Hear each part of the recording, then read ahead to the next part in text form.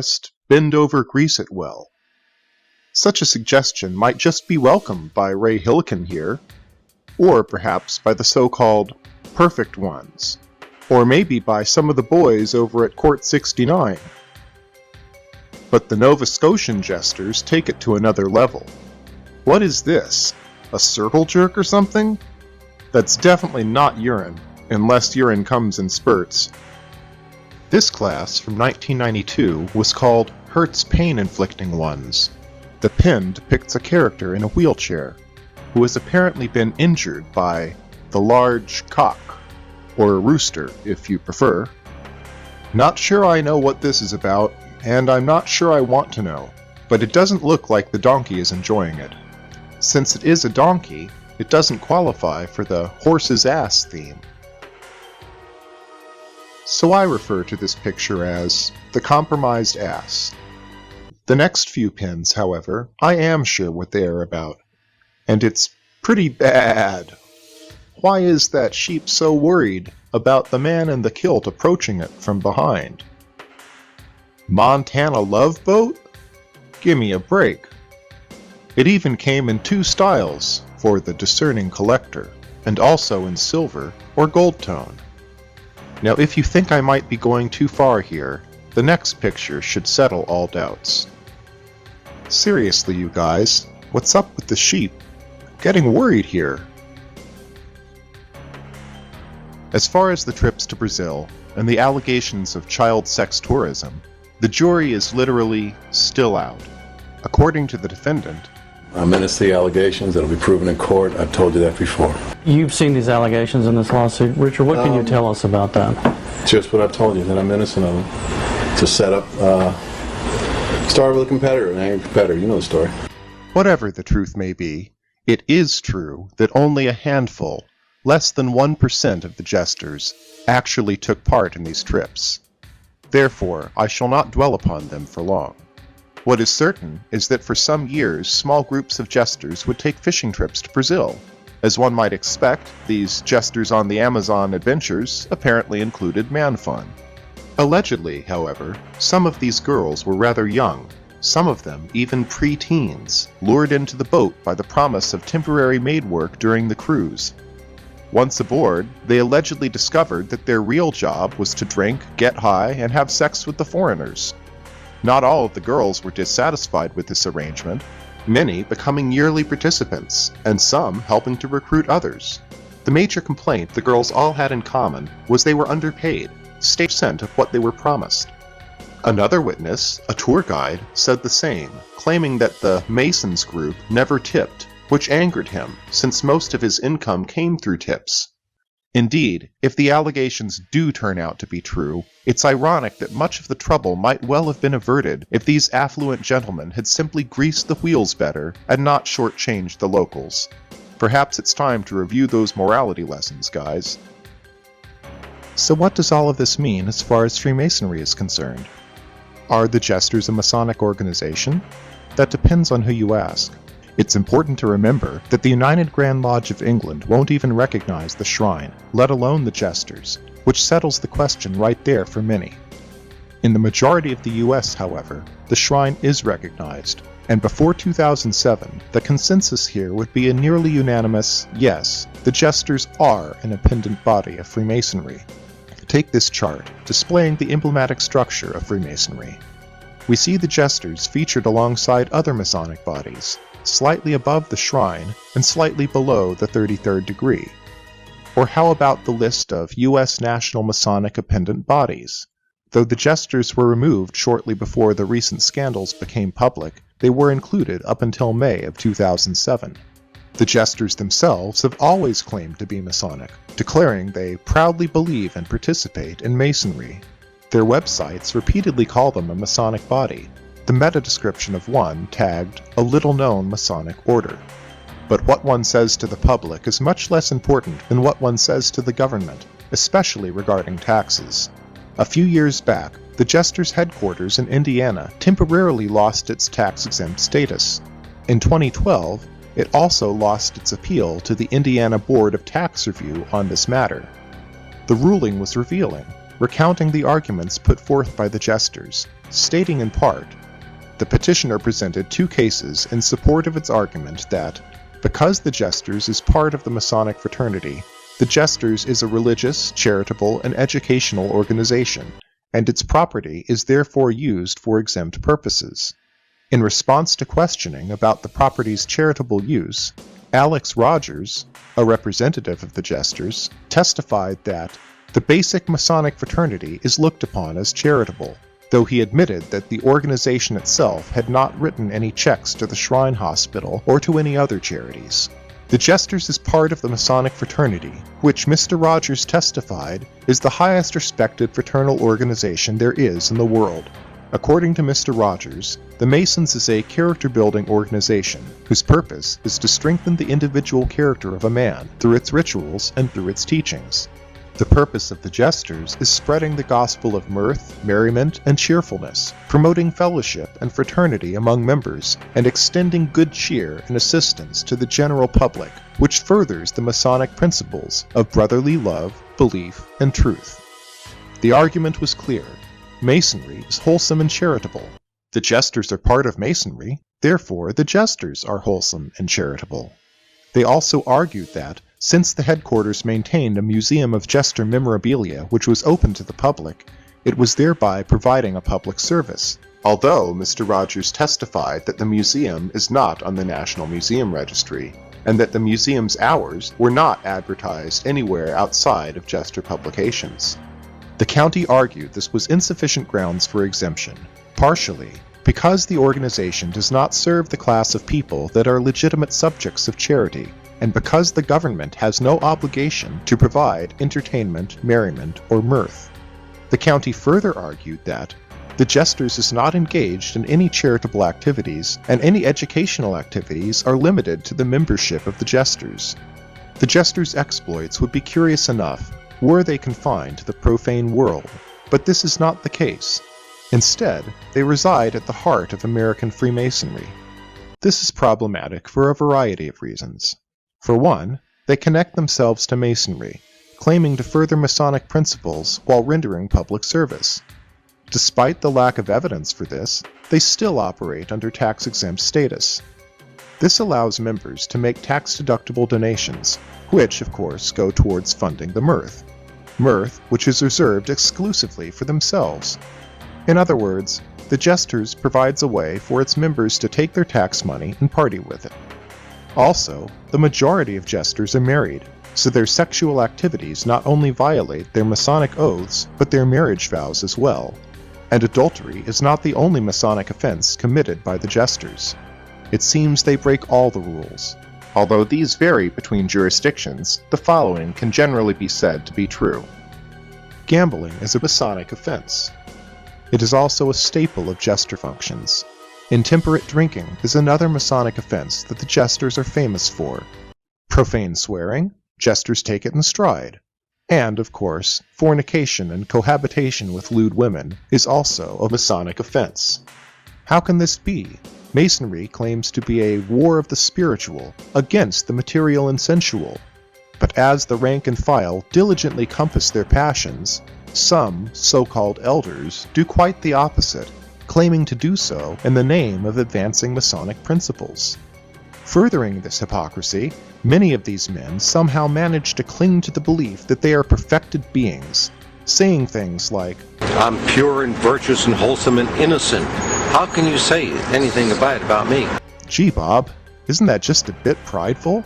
Who do you think you are?" "I am Lucifer." Oh, okay, well, forget it then. Speaking of hypocrisy, get a load of this. Here is Congressman Gus Bilrakis. Bilrakis is a Jester, and he is outraged about corruption. Madam Speaker, I rise today to share my outrage about corruption at Acorn. Illegal activities at Acorn offices in Baltimore, Washington, D.C., and Miami show that corruption is not isolated. Already under suspicion for disturbing activities such as voter fraud and in the 2008 elections, Acorn employees encourage prostitution, tax fraud, and human trafficking. This culture of corruption must stop. So once more, just what is Masonic initiation? Let's ask Brother Wilmhurst. the turning away from the attractions of the outer world, the purification and subdual of the bodily and sensual tendencies, the work of detachment and self-purification is our injured apprentice's work. The analysis, discipline, and obtaining control of one's inner world, of the mind, of one's thoughts, one's intellectual and psychic faculties, is the extremely difficult task of the fellow craft stage. The last and greatest trial lies in the breaking and surrender of the personal will, the dying down of all sense of personality and selfhood, so that the petty personal will may become merged in the divine universal will, and the illusion of separate, independent existence give way to conscious realization of unity with the one life that permeates the universe. For so only can one be raised from conditions of unreality, strife, and figurative death to a knowledge of ultimate reality, peace, and life immortal. To attain this is to attain mastership, involving complete domination of the lower nature, and the development in oneself of a higher order of life and faculty. Wow, sounds great, and that's just the beginning. From there, you go on pluming your cap in the high degrees, assimilating the mysteries of antiquity. Then it's off and away to the mystic shrine, where, after some time of devoted service, if you're fortunate, you might get invited to experience the pinnacle of good fellowship amongst brothers. Wild, drunken stag parties, replete with high-class hookers. How anticlimactic, as if similar good fellowship wasn't happening in other so-called gentlemen's clubs all over the country. It is indeed mind-boggling that such otherwise sophisticated men would derive pleasure from jester parties. Other than sightseeing trips, golf, and of course the play, the mainstay consists of gambling, drinking, and whatever else is happening in the hospitality rooms. Many events also feature shooting contests, including pigeon shoots. In the Calcutta style, pigeons are released from cages to be picked off by shotgun.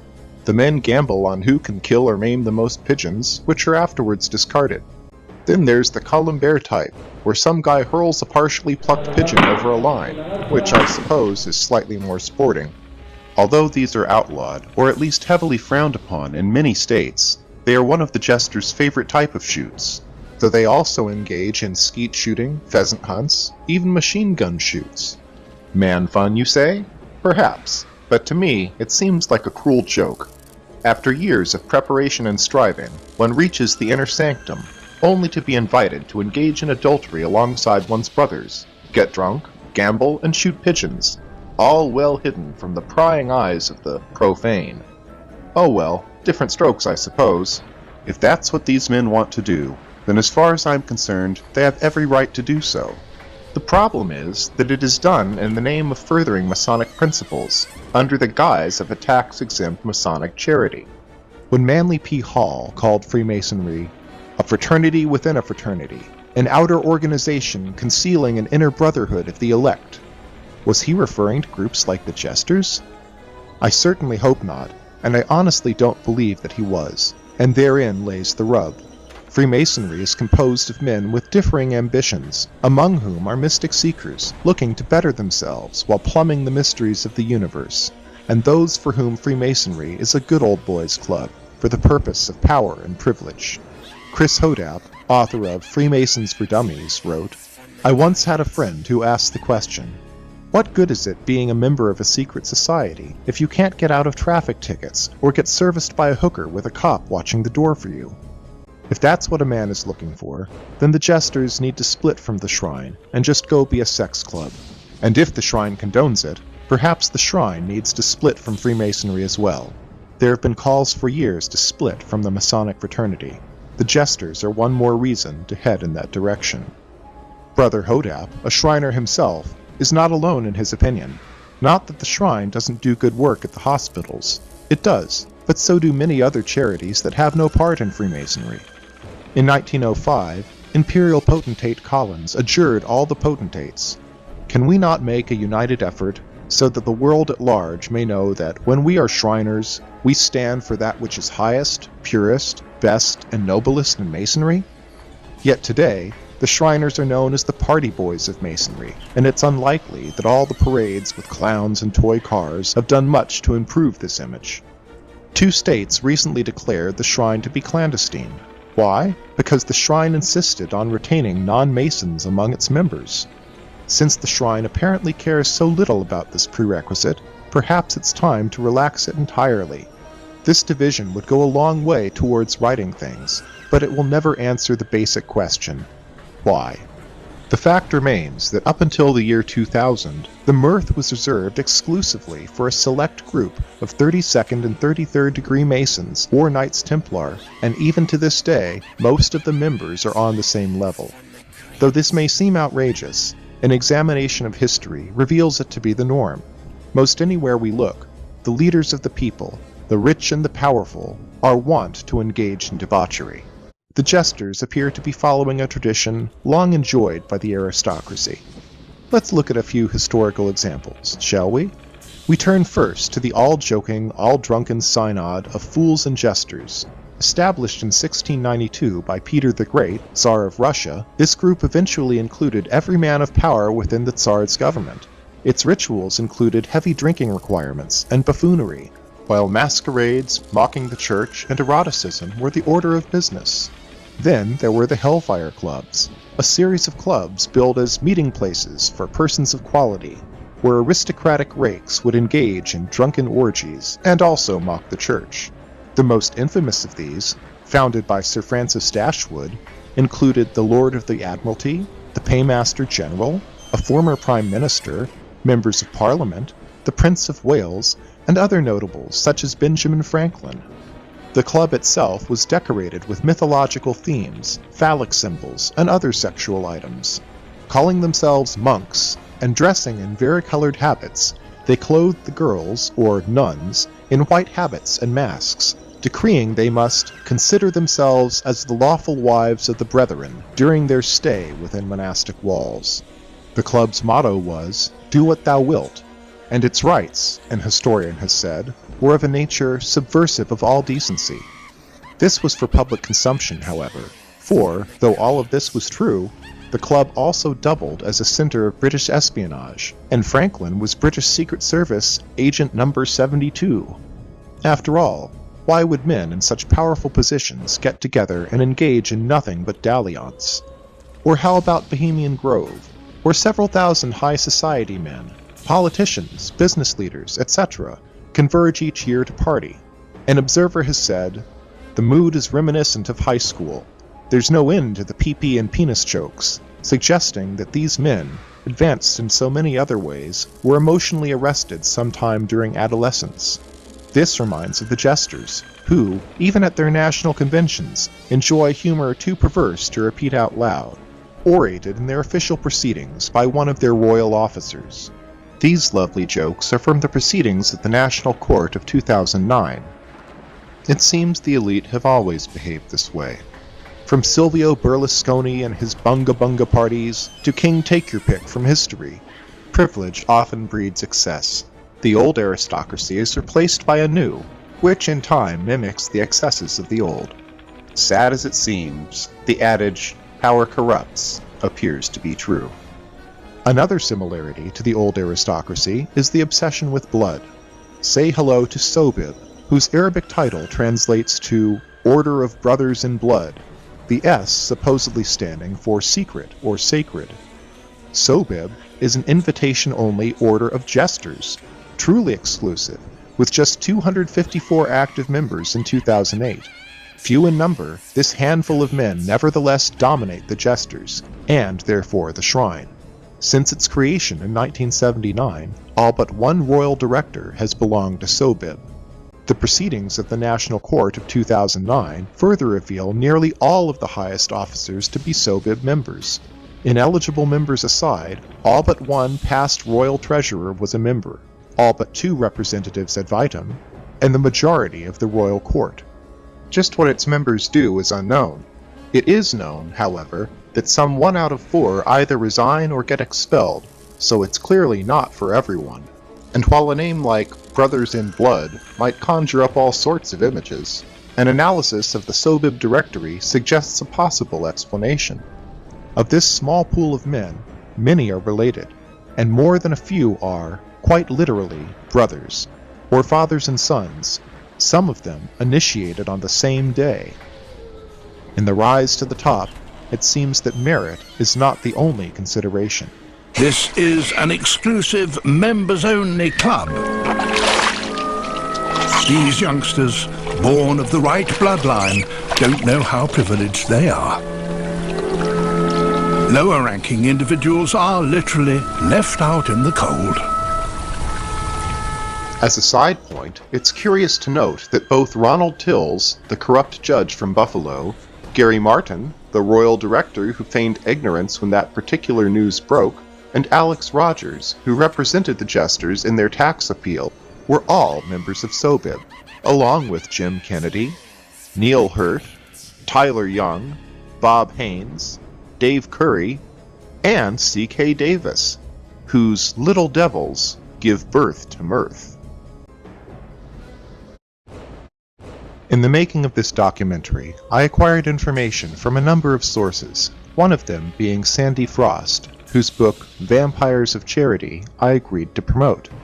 It is a compilation of her research on the Jesters, documenting the dirt she dug up over the years. While I certainly respect all the hard work Sandy has done, I do disagree with her perspective, especially statements like, I believe the Jesters are a nationwide network of human trafficking. Whether or not the girls do this willingly does not matter. As far as I'm concerned, it does matter. In fact, it makes all the difference. To me, it is immaterial whether the girls were transported across state lines, except that it gives the feds an excuse to transform ordinary prostitution into human trafficking. Sandy is also quite critical of the shrine hospitals. While it's true that there have been a number of scandals, it's also true that the Shriners just celebrated something big, their millionth patient milestone. Having fun may come first, but the shrine also helps kids, and that's something to be proud of. However, if, as initiates are told, the shrine is out to punish those who desecrate the Masonic vow, then perhaps it might look a bit closer to home. Henry Clausen, former Supreme Commander of the Scottish Rite, once lamented that the ancient mysteries later fell into a perverted decline and were filled with indescribable practices in the orgies of Bacchus. Yet, even as he spoke these words, the Bacchanalia was still occurring, preserved and reserved for high-grade Masons of the Scottish Rite, with some court directors actually depicting themselves as Bacchus. Now, I'm not saying Masons are prudes and never engage in such activities. What I am asking is, why is there an elite Masonic club dedicated to pursuing anti-Masonic vices? And it's not just subgroups like the Jesters and the El Hajj. Some ordinary temples have also engaged in this game of limbo. For example, in 2001, at a fundraising VIP gentleman's dinner organized by the Khartoum Shriners Motor Patrol, strippers performed for the guests, two of whom turned out to be astonished Free Press reporters. As the girls began to kiss and fondle each other, the guys jumped in as well, as many as 8 at a time, sticking beer bottles between their legs and performing oral sex upon them. Elsewhere in the hotel, sexual intercourse was said to be available for $100, or oral sex for $75. Scenes like these are common enough in Shriner culture for Ray Stevens to depict them in his song Shriners Convention, where the central character, Coy, is cheating on Charlene with a red-headed floozy at the No-Tell Motel, of course. I must confess, this was a difficult documentary to write. On the one hand, I truly respect the Jesters themselves. They are, in many ways, the better men. Most all of them are, or were, successful business owners, and they are often involved in a number of charities. They are esteemed, high-ranking Freemasons, and usually members of a host of other societies as well. Pillars of the community, so to speak, and the heart and soul of American Freemasonry. Though Jesters tend towards the base and body, most of that's all right, I suppose, but not the adultery. Cheating on your wife is not okay, no matter what cloak of respectability is used to mask it. Now, I'm not saying all Jesters do this, but the Jesters as a group condones it, and thereby fails Morality 101. Furthermore, To utilize a network of Masonic secrecy to cover it up, including the recruitment of the local police in some cases, is simply wrong.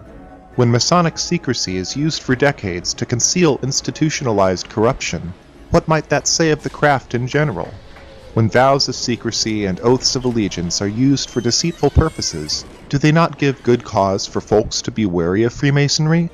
The majority of Masons knew little about the Jesters until they made the headlines a few years back, and even then, many, if not most, credulously accepted the official statement that these were merely isolated aberrations by a few wayward individuals, and never a general policy, as we have seen.